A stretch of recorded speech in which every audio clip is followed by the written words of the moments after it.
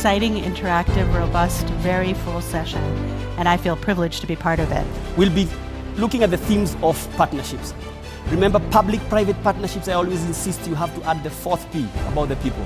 What we do has to be in the objective of moving towards universal healthcare. One of the things that fascinated me was how common our challenges were. So we don't need to reinvent the wheel. And I think that working in partnership is one of the opportunities we're looking at. It is critically important to closely collaborate with partners. We should regularly get together on the same table to discuss the common issues. Because it's actually less costly to work together than it is when people are working in silos. I wish governments would follow the example of Access Accelerated and say, let's get together, this is a problem so much bigger than any single one of us can tackle. When governments work together to purchase strategically, then it means that you have a chance of having patients access these medicines at a better price. From the beginning, the whole program was designed around partnerships. And I think that's the way also to bring the Ministry of Health on board and not start a program and then as an afterthought trying to include them.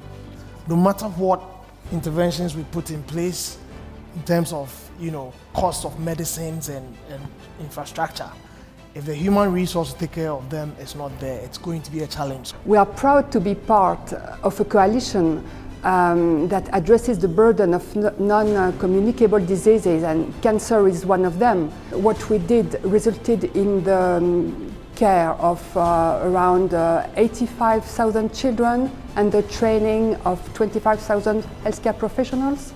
We choose to show photographs to raise awareness.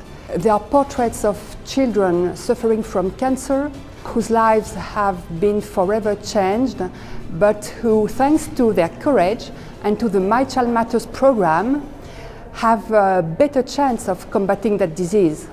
So I think we are going in the right direction, because if you combine investment with being able to show ministers of finance that you can have impact in terms of patient outcomes, that's a powerful combination. Those partnerships end up directly benefiting us, where you end up having a multi-sectorial, multidisciplinary approach to your healthcare, having a situation where universal health coverage gives you a one-stop shop that caters for all the needs that you need to be able to fight that condition and to live a better quality of life with it. I think we're all saying that universal health should be an investment and not a cost.